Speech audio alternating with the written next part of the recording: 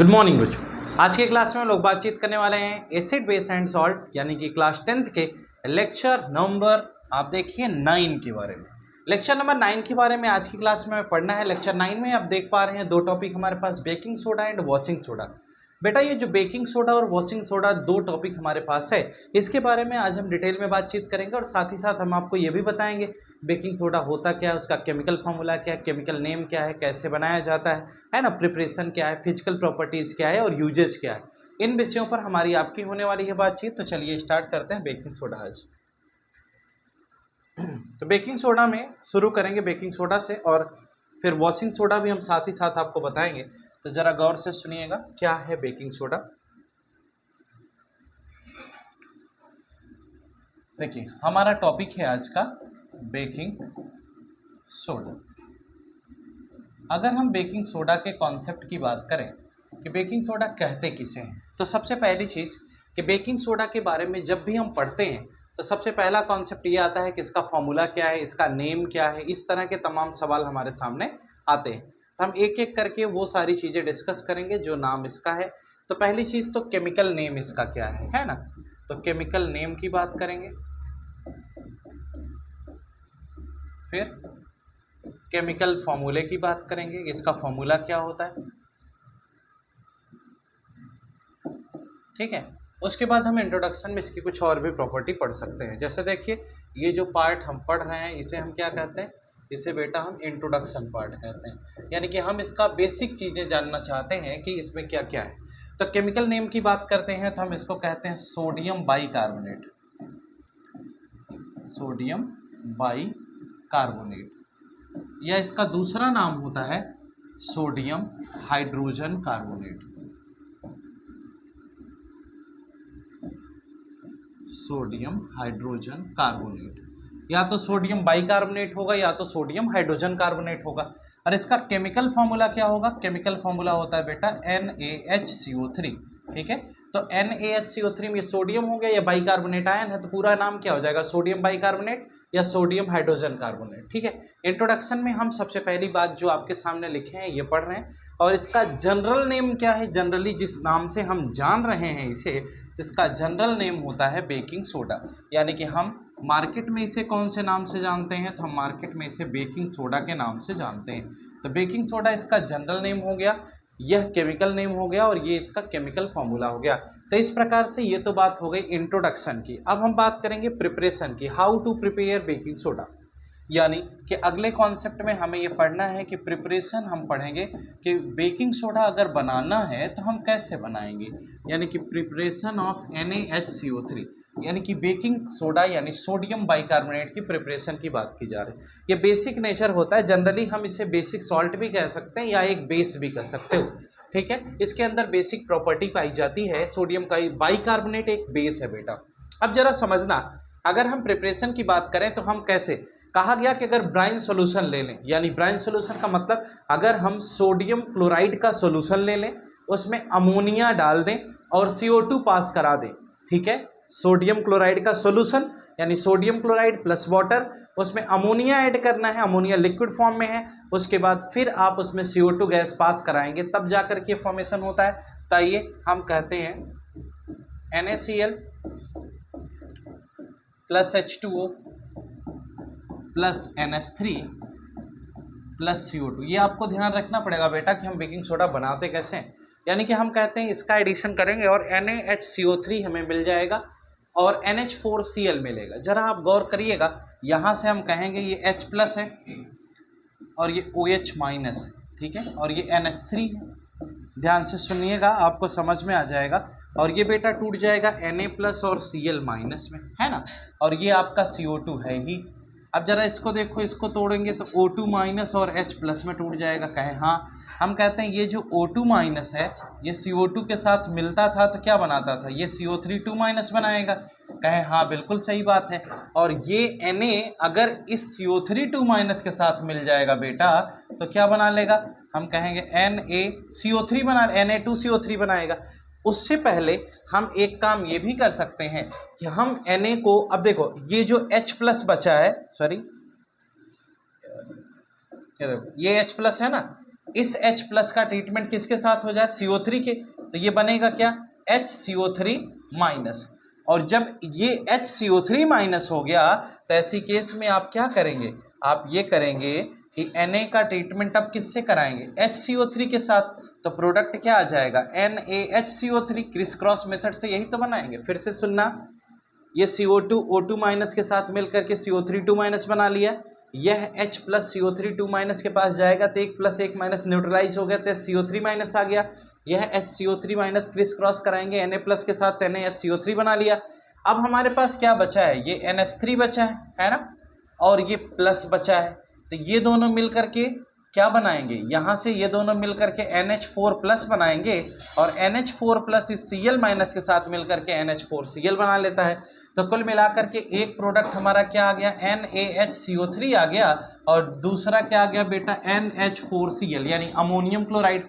तो ये जो NaSCO3 आया यही तो हमारा बेकिंग सोडा है, और हमें क्या करना था, बेकिंग सोडा की ही तो प्रिपरेशन करनी थी।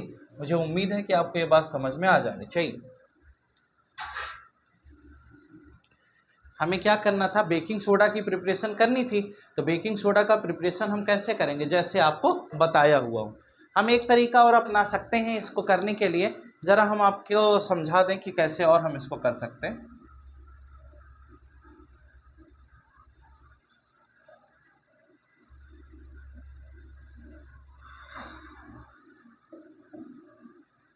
मतलब यही जो कॉन्सेप्ट हमने मैकेनिज्म के तौर पर अभी आपको समझाया है ना, इसी को एक दूसरे तरीके से देखो बेटा, यानी कि हम थोड़ा साफ साफ फिर से लिख देते हैं, हो सकता है कोई ना समझ पा रहा हो। देखिए ये तो हमारा ये दे दिया गया। अब सबसे पहले इसको तोड़ना सीखते हैं। हमने कहा ये जो टूटेगा तो ये टूट जाएगा Na प्लस और ये Cl माइनस में। कहें इसको तोड़ेंगे तो कहें ये H प्लस और OH माइनस में टूटेगा, कहें हाँ, कहें ये तो टूटेगा नहीं, ये भी नहीं टूटेगा, ठीक है। तो ये जो OH माइनस है इसको तोड़ोगे तो ये O2 माइनस में टूटेगा और H प्लस में टूटेगा, कहें हाँ, यही तो तोड़ोगे। और ये हमारा क्या है, नीचे CO2 है ही। अब हम कहते हैं ये जो O2 माइनस है ये जब CO2 से मिलेगा तो क्या बना लेगा, कहें ये CO3 2 माइनस बनाएगा, कहें और ये जो H प्लस है यह इस CO3 2 माइनस के साथ जुड़ जाएगा। जब ये दोनों आपस में जुड़ेंगे ये और ये, तो यहाँ से क्या आ जाएगा, ये HCO3 माइनस आएगा कि नहीं आएगा, यानी ये बाइकार्बोनेट आयन आ गया। कहें सही बात है। हम कहते हैं ये जो नीचे ले आए तो हमारे पास क्या है, नीचे ले आए तो हमारे पास बेटा NH3 है, कहें हाँ, कहें ये NH3 और ये H प्लस ये दोनों जब आपस में जुड़ेंगे, ये दोनों मतलब ये आपस में जोड़ दोगे तो यहाँ से क्या बनेगा, यहाँ से बन जाएगा NH4 प्लस, और ये NH4 प्लस इस Cl माइनस के साथ मिल करके क्या बना लेगा, NH4Cl बना लेगा। तो हमें जो प्रोडक्ट चाहिए था ये HCO3 बना, और ये जो Na प्लस है ये इसके साथ मिलेगा तो क्या बना लेगा, NaHCO3 बना लेगा। तो हमें क्या मिला, सोडियम बाइकार्बोनेट और अमोनियम क्लोराइड। यही तो हम प्रिपरेशन में ऑब्टेन कर पा रहे हैं, यानी कि cold and concentrated solution of sodium chloride with ammonia and CO2। यानी यहाँ हम लिख सकते हैं इसको हम प्रिपेयर कैसे करते हैं, it is prepared by cold and concentrated solution of NaCl with ammonia and carbon dioxide, with ammonia and carbon dioxide। यानी अमोनिया और CO2 को जब हम आपस में मिलाते हैं तो जाकर के ये बनता है, इस तरीके से हम इसे पढ़ पाते हैं। तो ये जो प्रिपरेशन का मेथड बताया गया यानी हाउ टू प्रिपेयर, तो हम प्रिपेयर कुछ इस प्रकार से करेंगे जैसा आपको बोर्ड पर दिखाई दे रहा है। यानी प्रिपरेशन का ये मेथड आपको मुझे लगता है समझ में आ जाना चाहिए। अगर ये समझ में आ गया तो हम ये जान पाएंगे कि हम सोडियम बाइकार्बोनेट यानी बेकिंग सोडा को आसानी से प्रिपेयर कर सकते हैं। अब प्रिपरेशन के बाद हम बात करेंगे बेटा कि इसकी फिजिकल प्रॉपर्टी क्या है, ठीक है। फिजिकल प्रॉपर्टी मतलब ये देखने में कैसा दिखता है, तो ज़रा इसके बारे में हम बातचीत कर लेते हैं, बातें चीते आइए।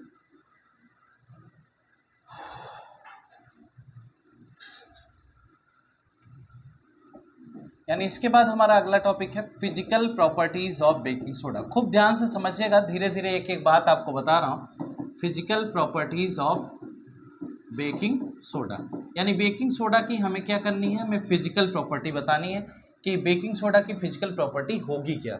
अगर हम इसको आपको समझाते हैं तो बेकिंग सोडा की फिजिकल प्रॉपर्टी में ज़रा देखना बेटा, सबसे पहली फिजिकल प्रॉपर्टी क्या होती है इसका कलर कैसा होता है। फिजिकल प्रॉपर्टी में हम रंग रूप वेशभूषा की बात करते थे ना, तो वही हम पढ़ेंगे। हम कहते हैं ये व्हाइट कलर का क्रिस्टलाइन सॉलिड होता है, यानी क्रिस्टल्स के फॉर्म में ये पाया जाता है, यानी व्हाइट कलर क्रिस्टलाइन सॉलिड होता है। ठीक है। दूसरा सोडियम बाइकार्बोनेट, और जो क्रिस्टल्स होते हैं वो बहुत बड़े नहीं होते, ठीक है, छोटे छोटे क्रिस्टल्स होते हैं।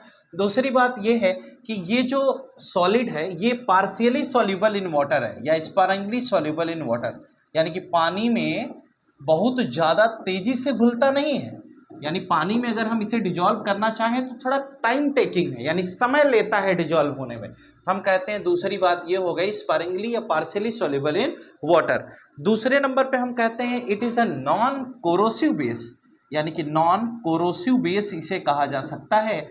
नॉन कोरोसिव बेस का मतलब ये हुआ कि हम इस बेस से, अगर इस बेस को हम इनटेक करते हैं या हाथ में लेते हैं तो ऐसी केस में क्या होगा कि हम जलेंगे नहीं, कोरोजन नहीं होगा। ठीक है, ये तीसरी प्रॉपर्टी हो गई।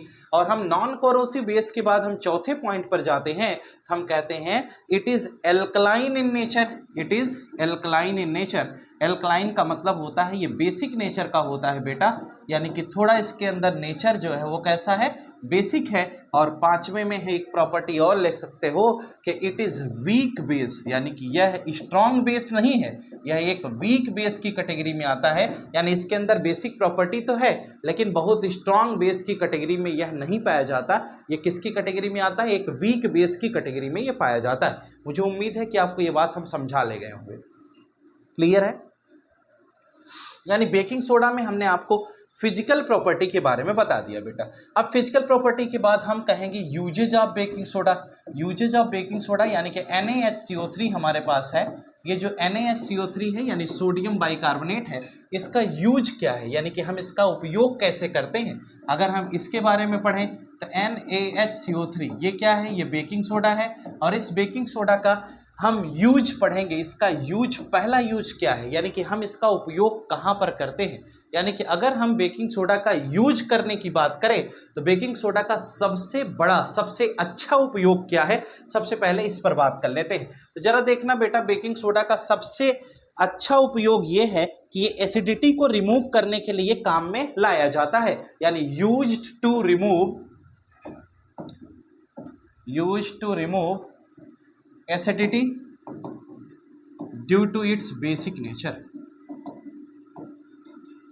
यह बेसिक नेचर का होता है, इसलिए हम कहते हैं इसका यूज हम एसिडिटी को रिमूव करने में कर सकते हैं, यानी कि हम इसमें इसका यूज कर सकते हैं। यानी यूज्ड इन फायर एक्सटिंग्विशर्स, यानी कि जितने भी आग बुझाने वाले यंत्र होते हैं उसके अंदर भी इसका यूज किया जाता है। यानी कि हम कह सकते हैं फायर एक्सटिंग्विशर्स में भी इसका यूज करते हैं, यानी आग बुझाने में भी इसका यूज करते हैं। क्यों करते हैं बताएं, क्योंकि हम बेकिंग सोडा का फायर एक्सटिंग्विशर में यूज इसलिए करते हैं क्योंकि इसमें से हीट लगती है तो CO2 निकलती है, और CO2 अगर निकलेगी बेटा तो वहाँ बर्निंग नहीं होगी। बर्निंग के लिए O2 की रिक्वायरमेंट है, तो ऑक्सीजन की प्रेजेंस में बर्निंग होती है, कार्बन डाइऑक्साइड की प्रेजेंस में तो होगी नहीं, इसलिए हम इसका इस प्रकार से उपयोग पढ़ते हैं। यानी कि हम इसका यूज बता दिया कि फायर एक्सटिंग्विशर में करते हैं, यानी कि और एक और यूज है किसका यूज करते हैं, used in the preparation of या मेकिंग ऑफ बेकिंग पाउडर। किसमें, बेकिंग पाउडर। अगले लेक्चर में हम बताएंगे आपको कि बेकिंग पाउडर होता क्या है। ठीक है, बेकिंग पाउडर की प्रिपरेशन में भी हम इसका एक अहम योगदान देखते हैं, यानी बेकिंग पाउडर की प्रिपरेशन में भी हमारे पास सोडियम बाइकार्बोनेट का यूज दिखाया जाता है। तो हमने अभी आपको बताया कि सोडियम बाइकार्बोनेट यानी इसे बेकिंग सोडा कहते हैं। ठीक है, बेकिंग सोडा के साथ साथ हमने इसकी और भी प्रॉपर्टी आपको बताई। हमने कहा इसका केमिकल नेम सोडियम बाइकार्बोनेट होता है या सोडियम हाइड्रोजन कार्बोनेट होता है। इसका फॉर्मूला बेटा होता है कि इसका फॉर्मूला NaHCO3 है। जनरल नेम क्या होता है, बेकिंग सोडा होता है। ठीक है, बेकिंग सोडा के बाद हमने कहा कि अगर हम कोल्ड कंसनट्रेटेड सोडियम क्लोराइड का सोल्यूशन ले लें, उसमें अमोनिया डाल दें और अमोनिया के बाद हम CO2 गैस पास करा दें, तो जो बनता है वो बेकिंग सोडा होता है। उसका फॉर्मूला NaHCO3 है, साथ में अमोनियम क्लोराइड बन रहा था। हमने प्रिपरेशन मेथड भी आपको समझा दिया। प्रिपरेशन से जस्ट नीचे की तरफ गए तो हम आगे की बात क्या कर रहे थे, जरा उसको सुनिएगा। हमने प्रिपेयर करने के बाद इसकी फिजिकल प्रॉपर्टी बताई कि देखने में कैसा है, वाइट कलर का है ना, क्रिस्टल्स के फॉर्म में है ना। तो ये कुछ फिजिकल प्रॉपर्टी के बारे में भी बात हुई। पानी में डिजॉल्व करोगे तो पार्शियली डिजोल्यूशन होता है, यानी कंप्लीटली डिजॉल्व नहीं हो पा रहा। ठीक है, तो ये इसकी फिजिकल प्रॉपर्टी हो गई। यूजेज के अंतर्गत में हमने कुछ मेन यूजेज आपके सामने लिख दिए, यानी कि अगर हमने इसके पहले अभी लास्ट लेक्चर में हम इसका बहुत जोरदार उपयोग बताते हैं। जैसे मान लो हमें एसिडिटी हो गई, गैस की प्रॉब्लम आज एक कॉमन प्रॉब्लम हो गई है। अगर किसी को एसिडिटी हो जाती है तो कुछ नया काम नहीं करना बेटा, उसमें क्या करना है, एक गिलास पानी लीजिए, उसमें बेकिंग सोडा डालिए, मीठा सोडा जिसे आप कहते हो, उसको मिलाइए, उसके बाद पी जाइए। तो क्या होगा, एसिडिटी में ये क्या करता है, थोड़ा रिलैक्स देता है, क्योंकि इसके अंदर बेसिक प्रॉपर्टी है। और पेट में क्या बना, एसिड बना। दूसरा रीजन ये है कि हम फायर एक्सटिंग्विशर में यूज करते हैं। तो फायर एक्सटिंग्विशर में क्यों यूज करते हैं, क्योंकि अगर कहीं आग लगी हो वहाँ पर बेकिंग सोडा फेंक दोगे तो होगा क्या, वहाँ CO2 गैस बनेगी, और CO2 बनेगी तो बर्निंग स्टॉप हो जाएगी। तीसरा, इसका यूज हम प्रिपरेशन ऑफ बेकिंग पाउडर के प्रिपरेशन में करते हैं। उसके अलावा फूड आइटम्स के प्रिपरेशन में भी इसका बड़ा जोरदार उपयोग है। यानी जितने भी सॉफ्ट चीज़ आप देख रहे हैं उन सभी, जैसे केक, पेस्ट्री, जो भी आप खाते हैं, इन सभी में बेकिंग सोडा का भरपूर उपयोग होता है। आप ढाबे पर रोटी खाते हैं, वो जो खिंचती है, याद करिए, वो सब क्या है, वो सब में बेकिंग सोडा डाला जाता है। जो थोड़ा गद्देदार मुलायम हो जाती है उसका भी रीजन बेकिंग सोडा ही होता है। यानी अगर कोई गद्देदार मुलायम रोटी आप खा रहे हैं ढाबे पर, देखिए, तो वो क्या हो जाता है, वो बेकिंग सोडा की मदद से बनाई गई है। और बेकिंग सोडा का उपयोग और भी है, जैसे दूध में बेकिंग सोडा का बड़ी अच्छी मात्रा में उपयोग किया जा रहा है आजकल मार्केट में। यानी जो दूध आप देखिए, भैंस तो सुबह लगी थी ना, 4-5 बजे दूध भैंस ने दिया, 6 बजे दिया, लेकिन लोग बेच उसको कब रहे हैं, 12 बजे बेच रहे हैं, 3 बजे बेच रहे हैं, जबकि दूध 3-4 घंटे अगर गर्म ना किया जाए तो फट जाएगा, ऐसा माना जाता है, या प्रैक्टिकली ये चीज़ सही है।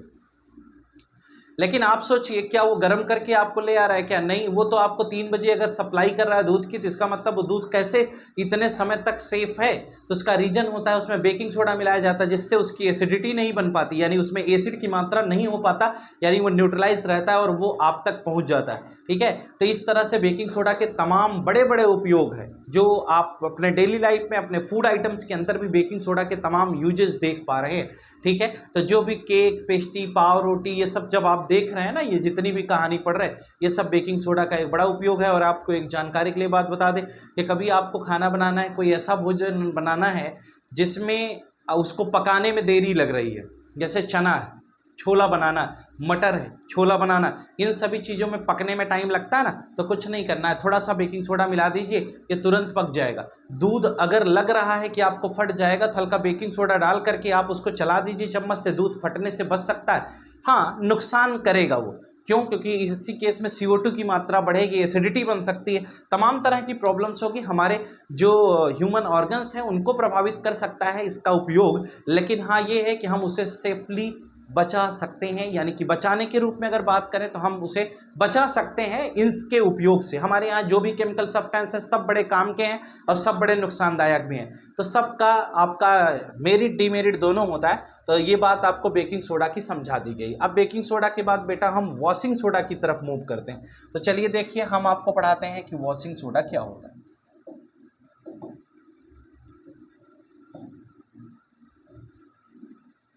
अगर हम वॉशिंग सोडा की बात करें तो वॉशिंग सोडा है क्या, जरा सुनिएगा। अब इसमें भी वही बातें पढ़नी है। इंट्रोडक्शन वाले पार्ट में सबसे पहले हम इसके केमिकल नेम की बात करेंगे, है ना। केमिकल नेम के बाद फिर हम किसकी बात कर लें, हम केमिकल फॉर्मूले की बात कर लेंगे, किसका फॉर्मूला कैसा होता है। ठीक, केमिकल फॉर्मूले की बात करेंगे। केमिकल फॉर्मूले के बाद हम पढ़ेंगे इसका कॉमन नेम, पढ़ेंगे क्या होता है। ठीक है, कॉमन नेम के बारे में बात करेंगे। तो चलिए हम इन सभी विषयों पर विचार करते हैं आपके साथ आज इस क्लास में। तो केमिकल नेम इसका क्या होगा बेटा, इसका केमिकल नेम होगा, बड़ा प्यारा सा नाम है, सोडियम कार्बोनेट। ठीक है, सोडियम कार्बोनेट डेकाहाइड्रेट, क्या नाम है, डेकाहाइड्रेट। ठीक है, ये ध्यान रखना कि सोडियम कार्बोनेट केवल लिख दोगे तो वह वॉशिंग सोडा का फॉर्मूला नहीं होता, वो सोडा एस का फॉर्मूला होता है। किसका फॉर्मूला है, सोडा एस का। तो आपको लिखना है बेटा सोडियम कार्बोनेट डेकाहाइड्रेट। अब हम कहते हैं इसका केमिकल फॉर्मूला क्या बनेगा, तो केमिकल फॉर्मूला बनेगा Na2CO3 और .10H2, यानी कि इसमें 10 वाटर के मॉलिक्यूल पाए जाते हैं। अगर कहीं पर .10H2O, 5H2O, 6H2O ऐसे दे दिया जाए तो इसका मतलब कि सोडियम कार्बोनेट डेकाहाइड्रेट इसका नाम हो जाएगा। अब हम कहते हैं इसका कॉमन नेम क्या है। अगर हम कॉमन नेम की बात करते हैं तो कॉमन नेम तो बड़ा प्यारा सा है ही, वॉशिंग सोडा, है ना। इसका नाम क्या है, वॉशिंग सोडा। क्या यह एक हाइड्रेटेड सॉल्ट है या एनहाइड्रस सॉल्ट है, तो बेटा ये नाम से ही आपको दिख रहा है, अगर 10 मोल वाटर इसमें है तो इसका मतलब ये हाइड्रेटेड है। जो एनहाइड्रस होगा उसमें ये चीज़ नहीं पाई जाएगी, यानी हाइड्रेटेड सॉल्ट है इसका मतलब 10 वाटर के जो मॉलिक्यूल हैं वो इसके अंदर खुद के हैं, अब ये प्रेजेंट है इसके अंदर। नेक्स्ट वीडियो में आपको हाइड्रेटेड और एनहाइड्रस के बारे में भी बड़ी डिटेल में चर्चा हमने की है, ठीक है। तो चलिए अभी तो ये हो गई इसकी कहानी। अब हम पढ़ेंगे बेटा प्रिपरेशन ऑफ वॉशिंग सोडा, यानी कि how to prepare washing soda, preparation of washing soda, यानी कि वॉशिंग सोडा को हम प्रिपेयर कैसे करें। जैसे तो अभी तो हमने बेकिंग सोडा को प्रिपेयर किया, तो वॉशिंग सोडा को प्रिपेयर करने का बड़ा अच्छा सा तरीका है।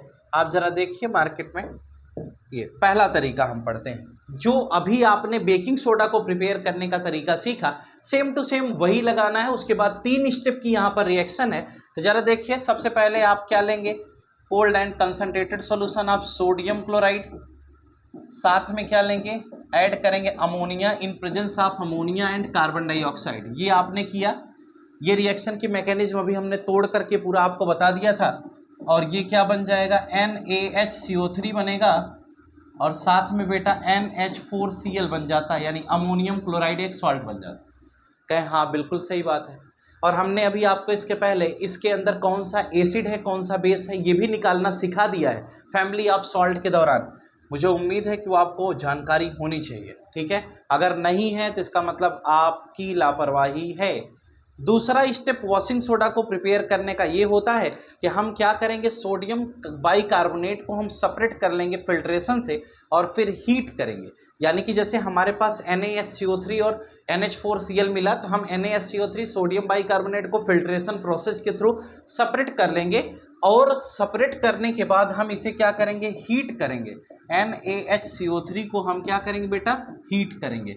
जब हम इसको हीट करेंगे स्ट्रांगली, तो ये बनेगा क्या, Na2CO3 बन जाएगा, यानी सोडियम कार्बोनेट बन जाएगा, और साथ में इसमें CO2 और H2O बाहर निकलेगा। यानी जब हम इसे हीट करेंगे तो सोडियम कार्बोनेट के साथ कार्बन डाइऑक्साइड और वाटर मॉलिक्यूल का भी फॉर्मेशन हो जाता है, यानी CO2 और H2O बाहर निकल जाता है। इसको डायरेक्ट रिएक्शन को याद रखने की कोशिश रखें।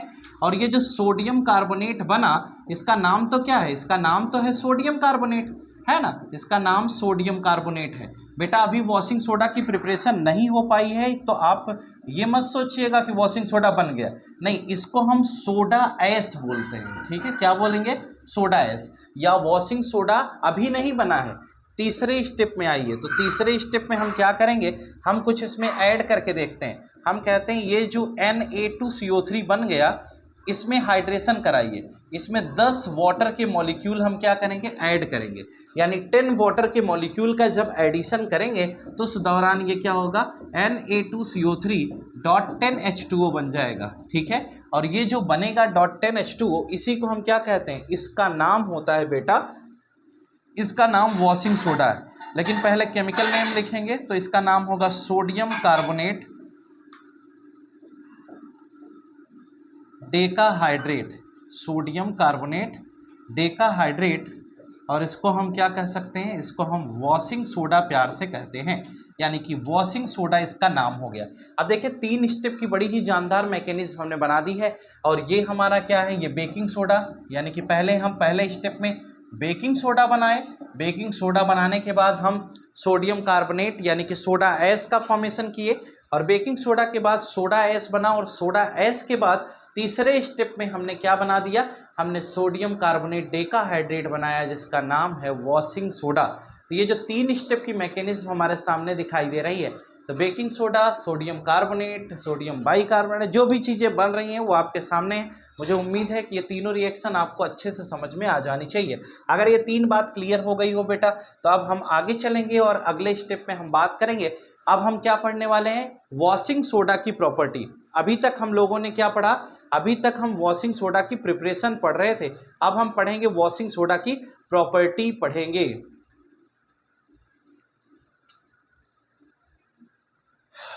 देखिए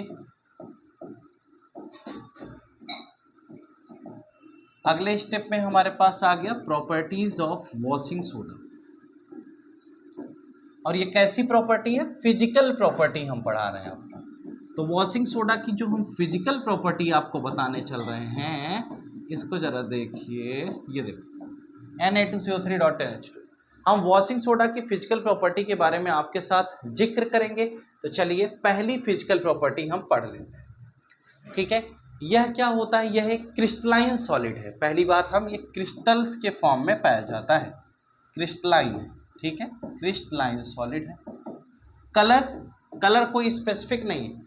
अगर आपको लगता है कि हम ब्लू, ग्रीन, येलो, वाइट, ये ज़रूरी नहीं है, कलर कुछ भी हो सकता है। यानी कि हम ये कह सकते हैं कि वॉशिंग सोडा का कोई स्पेसिफिक कलर नहीं होगा, ये तो डिपेंड करता है कंपनी के ऊपर। दूसरी बात यह है कि इसका नेचर कैसा होता है? Alkaline.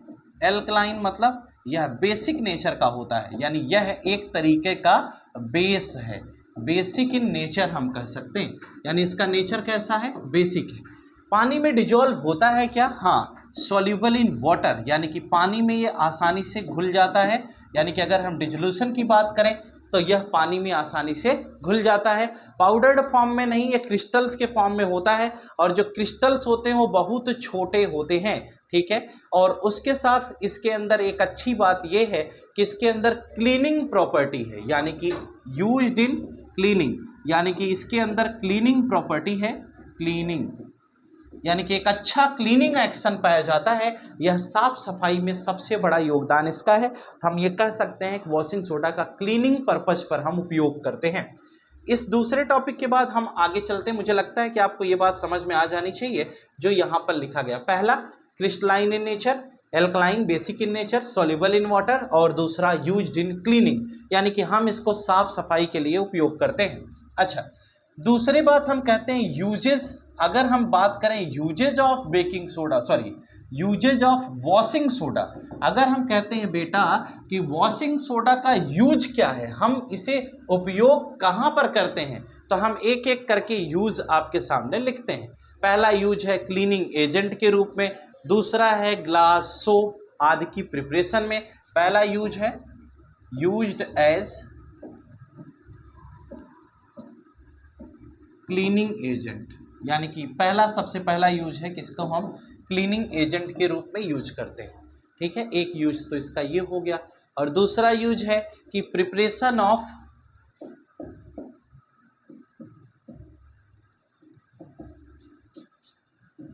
Soap, detergent,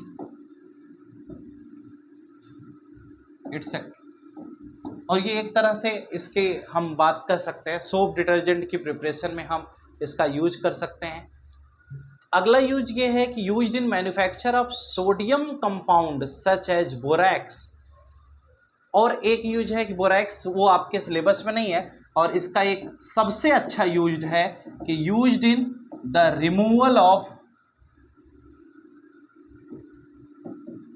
permanent hardness of water. यही सबसे अच्छा उपयोग है इसका, परमानेंट हार्डनेस ऑफ वाटर। बाकी सब तो ज्ञान की बात है। जो हार्डनेस होता है पानी में, उसको घटाने के लिए, बाहर निकालने के लिए हम इसका सबसे बड़ा उपयोग मानते हैं। आपको बता दें कि दो तरह के वाटर होते हैं बेटा, एक सॉफ्ट वाटर होता है, एक हार्ड वाटर होता है। ऐसा आपने क्लास 10th में पढ़ा होगा, अभी तो नहीं पढ़ा है, लेकिन दो तरह के वाटर होते हैं। जैसे कोई हार्ड वाटर है तो हार्ड वाटर में भी दो तरह की हार्डनेस होती है, एक परमानेंट हार्डनेस होती है, एक टेम्परेरी हार्डनेस होती है।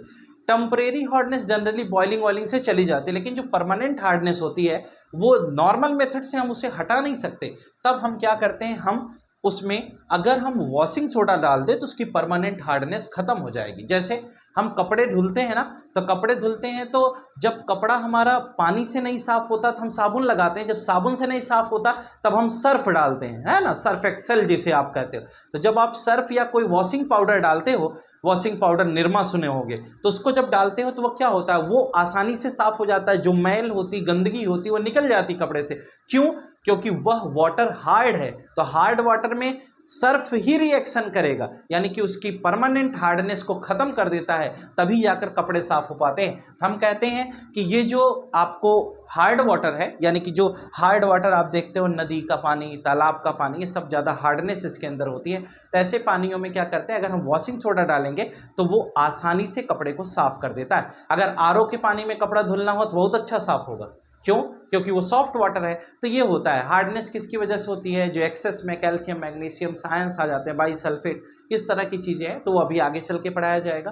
ठीक है, हार्डनेस और सॉफ्टनेस। लेकिन एक छोटी सी जानकारी के लिए हम बता दिए कि पानी के अंदर अगर हार्डनेस है तो कपड़े साफ नहीं होते, तब हमें क्या करना पड़ता है, हम वॉशिंग सोडा, वॉशिंग पाउडर जो डालते हैं उससे कपड़े साफ हो जाते हैं बेटा। तो ये एक अलग या लास्ट उपयोग था, और सबसे इंपॉर्टेंट वॉशिंग सोडा का यूज यही है कि यानी कि परमानेंट हार्डनेस को रिमूव करने के लिए हम वॉशिंग सोडा का उपयोग करते हैं। मुझे समझ में आ रहा है कि ये जितनी भी बात हमने बताई, हमने दो रिस्पेक्ट में अभी आपसे बात की है, एक वॉशिंग सोडा, एक बेकिंग सोडा। तो दोनों बात आपको समझ में आ गई होगी। अगर ये बेकिंग सोडा और वॉशिंग सोडा का ये कॉन्सेप्ट आपके समझ में आ गया होगा, तो अभी तक चैनल को सब्सक्राइब नहीं किया तो सब्सक्राइब कर लीजिएगा। नेक्स्ट वीडियो का वेट करें, फिर हम मिलेंगे नेक्स्ट क्लास में कल। आज के लिए फिलहाल इतना ही। Good night to all of you. Today class is over. Thank you.